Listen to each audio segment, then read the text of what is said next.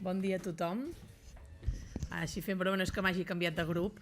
perquè ara és el moment, és veritat, és l'hora, diguéssim, del faristol de Catalunya Sí que es pot, però li robem una estona a Catalunya Sí que es pot per presentar conjuntament una proposta que hem estat treballant i que, degut al final que l'actualitat i les notícies no van al ritme que nosaltres voldríem, ho hem de presentar avui. És sobre el Codi Tributari, sobre la presentació conjunta que fem Catalunya Sí que es pot i el Partit Socialista de la demanda del dictamen al Consell de Garanties Estatutàries sobre aquesta llei. Ho volíem fer demà, en el moment que entréssim a registre la petició, però, com diem, els aconteixements a vegades fa que les coses no es puguin fer com un voldria. Per tant, robem aquests 10 minuts al tram de Catalunya Sí que es pot, farem aquesta presentació, permetrem que ens feu les preguntes que calgui i jo deixaré el Joan Coscubiela que hi segueixi explicant els temes de Catalunya Sí que es pot. Aquesta llei del Codi Tributari, sabreu o recordaran que es va tramitar al ple del Parlament amb una esmena a la totalitat que van votar contràriament tant Catalunya Sí que es pot com el Partit Socialista. Creiem que podia ser interessant tenir una llei general tributària i, per tant, millorar-la en el tràmit parlamentari, perquè sí és cert que vam creure des del principi que hi havia molts aspectes a millorar. Tant és així que els dos grups que hem treballat de manera conjunta, però també de manera insistent, diguéssim, aquesta llei, podem dir que hem fet moltes esmenes, entre els dos més de 130-140 esmenes a aquesta llei, vull dir que ens ho hem pres en sèrio, que hem volgut millorar-la i que hem volgut realment que fos una llei que servís per un país que té l'ambició de tenir una hisenda com la que té en aquests moments, però que sigui capaç de poder gestionar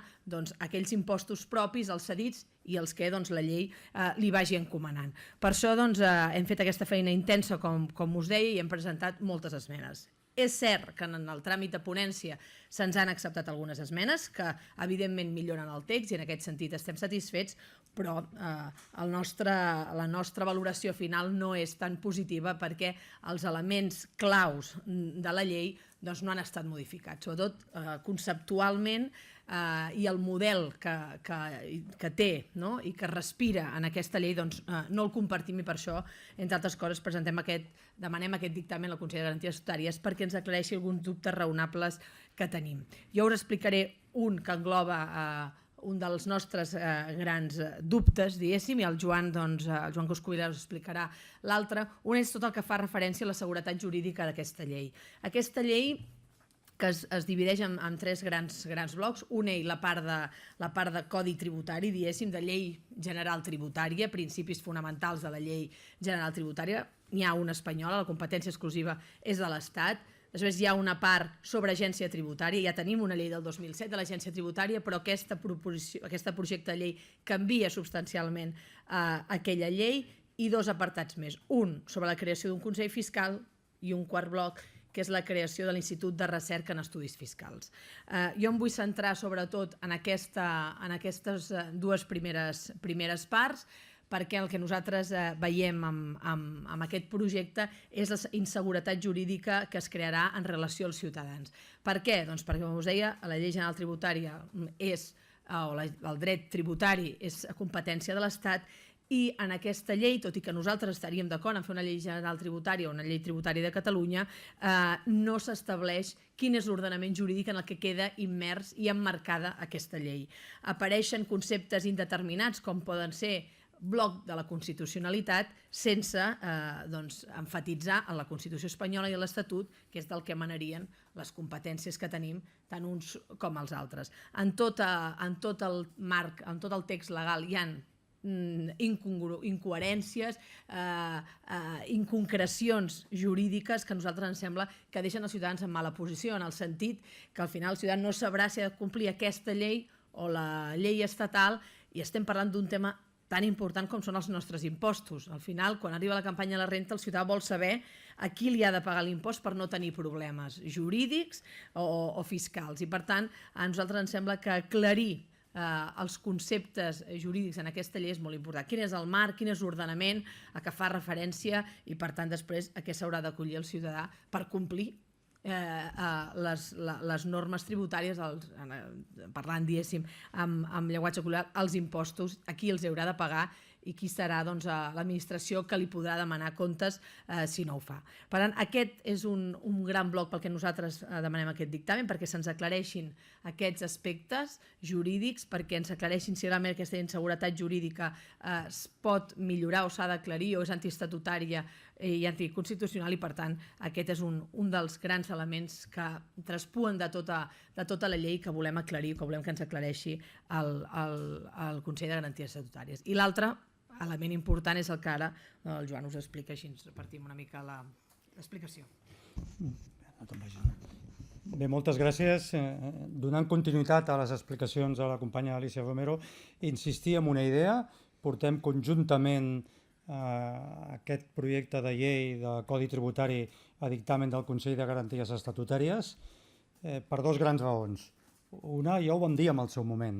aquesta és una llei que va néixer amb un vici originari. El vici original és que pels matins pretén ser una llei de desconnexió, per les tardes es presenta com una llei de desenvolupament autonòmic. I aquesta confusió política volguda, deliberada, buscada per part de Junts pel Sí i la CUP, ha portat a un text legal que és una total i absoluta confusió i provoca un problema greu d'inseguretat jurídica, fins al punt de que una llei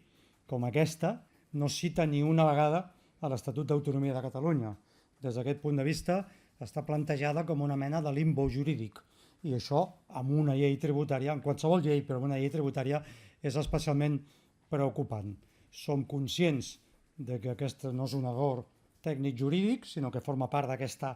voluntat política de presentar aquesta llei com alhora de desconnexió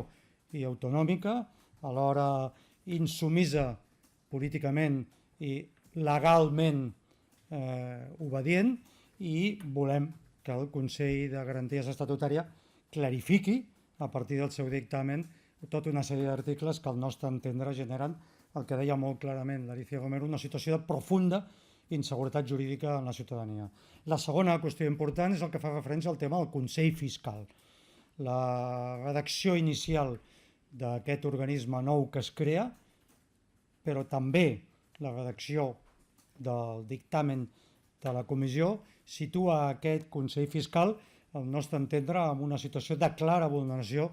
de l'Estatut d'Autonomia de Catalunya, de la Constitució també, però concretament dels articles 45 i 25 de l'Estatut d'Autonomia de Catalunya, i, entre altres coses, entra en una situació francament preocupant des d'un punt de vista polític, i és que entrega el disseny de l'estratègia fiscal de Catalunya als assessors fiscals, en paraules que no estan al dictamen, perquè el dictamen ha de ser jurídic, però que les podem dir aquí, que les hem compartit en aquest moment. Junts pel Sí i la CUP decideixen posar a guardar la política fiscal d'aquest país a la guineu, cuidant de les gallines. És a dir, els assessors fiscals, que s'han caracteritzat per tenir com a principal funció assessorar empreses i particulars sobre com eludir els seus impostos o pagar menys, se'ls encarrega una funció absolutament clau de disseny d'aquesta estratègia fiscal a partir del Consell Fiscal. Malgrat hem incorporat algunes esmenes amb el tràmit parlamentari, aquest vici del Consell Fiscal es manté de manera molt clara amb el text de la ponència, i volem també, claríssimament des d'aquest punt de vista, que el Consell de Garanties Estatutàries dictamini el que fa referència al que nosaltres considerem que és una greu afectació tant de l'Estatut d'Autonomia de Catalunya com de la Constitució. I esperem que d'aquest dictamen del Consell de Garanties Estatutàries es desprengui la possibilitat de tenir el que els grups que estem aquí presents volem. És una llei tributària nova que dongui força a la nova situació tributària de Catalunya, però que sigui una llei tributària que estigui tocant de peus a terra, amb tot l'horitzó mental que es vulgui sobre el futur, però de peus a terra, perquè si alguna virtut obligatòria han de tenir les lleis és donar seguretat jurídica als ciutadans. I aquesta llei no només dona seguretat jurídica, sinó que provoca una greu inseguretat jurídica amb els ciutadans, amb un tema tan important com és el tema de la normativa tributària. Som conscients que és un tema molt farragós, sobretot pels que no heu estat seguint perquè no podeu, per raons òbvies, el dia a dia, els treballs de la comissió i així, però estic segur que quan demà tingueu oportunitat de conèixer